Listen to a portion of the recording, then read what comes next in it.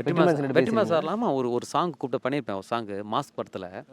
அது அப்போ வந்து ஒரே பாட்டு என்னமோ நான் போகிறேன். போன உடனே நம்ம அவர் வேற மாதிரி பார்த்துருப்போம். ஆனால் அவர் எனக்கு ஒரு 8 வருஷம் முன்னாடி விஜய் டிவியில் வந்து டெலி அவார்டு நான் வாங்கினேன். விஜய் பெஸ்ட்டு காமெடி அவார்டு வாங்கும்போது அப்போ வந்து இங்கே எல்லாருமே எனக்கு பிடிக்கும் அப்படி சொல்லிட்டு என் பேரை மென்ஷன் பண்ணார். அப்போ வந்து எனக்கு டீம் நம்ம ஆளுங்களை பார்க்க சொன்னாங்க, ஐயோ அது இதில் யார் பிடிக்குன்னா உன் பேர் மெயினாக சொன்னார்.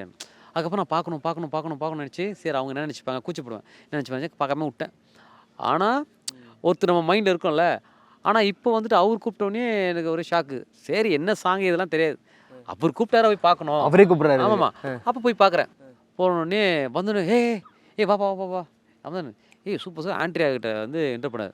அமுதவனன் செம்ம டேலண்ட். ஐயோ சூப்பராக ஆடுவான். அதுன்ட்டு இது நார்மலாக ஆடியன்ஸ் பேசுவாங்கள்ல அந்த மாதிரி செம்மையாக பண்ணுவான்ட்டு. அப்புறம் இவர் இருப்பார்ல அவுட் இருப்பார்ல பொல்லாதவன் அவுட்.